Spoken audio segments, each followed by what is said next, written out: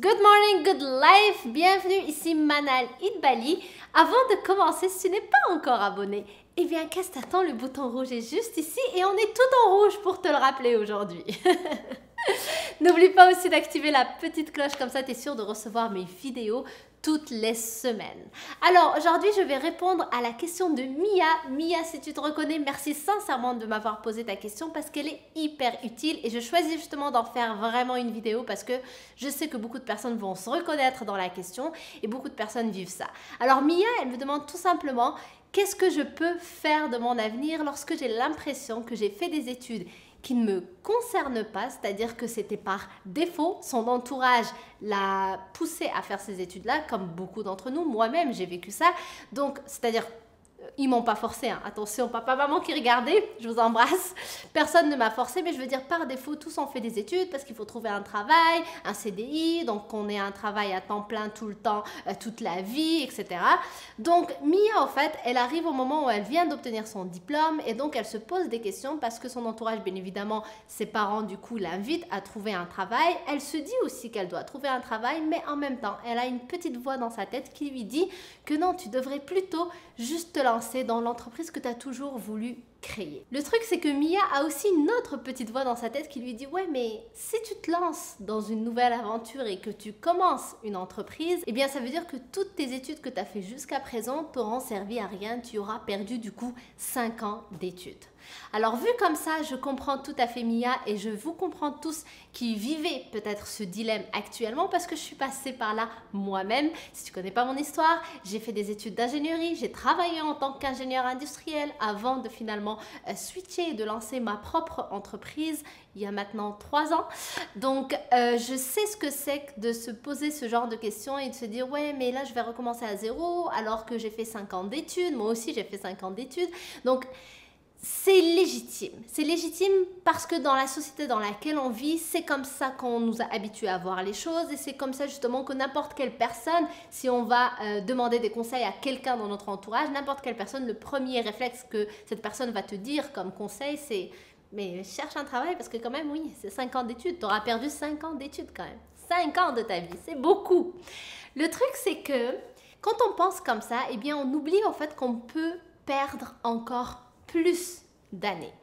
Parce que je ne sais pas Mia, je ne te dis pas ce qu'il faut faire, tu choisiras toute seule ta décision en regardant cette vidéo. Le truc c'est que, dans mon cas, en tout cas dans mon histoire, comment j'ai réfléchi, c'est que oui, j'ai perdu 5 ans, entre guillemets, je dis entre guillemets, je vais bien expliquer pourquoi, j'ai perdu 5 ans entre guillemets, mais si je continue en fait, eh bien dans 10 ans, dans 15 ans, je vais être en train de me dire, mais en fait ça fait 10 ans, 15 ans que je fais quelque chose que je n'ai pas envie de faire. Donc, j'ai perdu 10, 15 ans. Et donc, dans 15 ans, si j'ai envie, du coup, si j'ai encore cet appel pour l'entrepreneuriat ou pour autre chose, ou peu importe, juste changer de domaine parce que finalement, ce n'était pas le domaine qui m'intéressait, ou parce que j'ai évolué et donc maintenant, je m'intéresse à autre chose, je pourrais me dire, mais ça fait 15 ans que j'ai perdu du temps.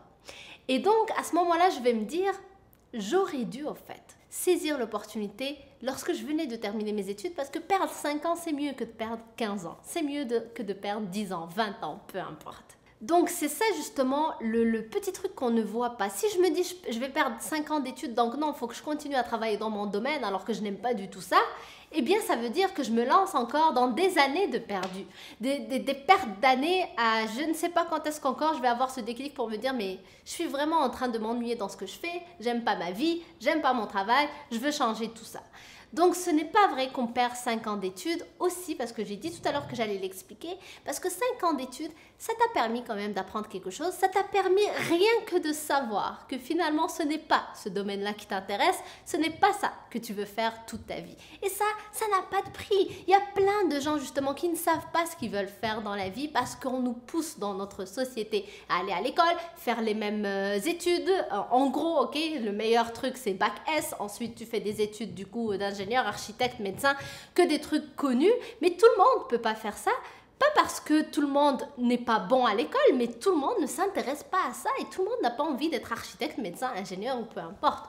Donc, c'est important de te dire que ça t'a servi au moins pour savoir que finalement, ce n'est pas ça que tu veux faire. Et pour trouver ce que tu aimes faire, si tu me dis « Oui, mais maintenant, je ne sais pas ce que je veux faire », pour trouver ce que tu aimes faire, tu es obligé de tester pour savoir qu'est-ce que tu n'aimes pas faire. Donc, le fait de savoir déjà que ça, tu ne l'aimes pas, mais tu l'enlèves de toute ta liste qui te reste, une liste virtuelle, une liste si tu as une liste, mais tout ce que tu as en tête de choses que tu as envie d'expérimenter dans ta vie, que tu as envie de faire, eh bien au moins tu sais que ça n'en fait pas partie. Donc tu réduis ta liste et donc tu augmentes tes chances de finalement trouver ce que tu aimes faire plus rapidement. Donc j'espère sincèrement Mia que ça répond à ta question, j'espère au moins que ça t'éclaircit pour que justement tu prennes ta décision avec conscience. Et si toi aussi tu es dans cette situation-là, eh bien j'espère que ça t'aura aidé. Si tu as un enfant peut-être qui est dans cette situation-là, peut-être que tu pourras l'aider avec cette réflexion, avec cette vidéo. Donc n'hésite pas à partager la vidéo à n'importe quelle personne que tu penses à qui ça peut servir.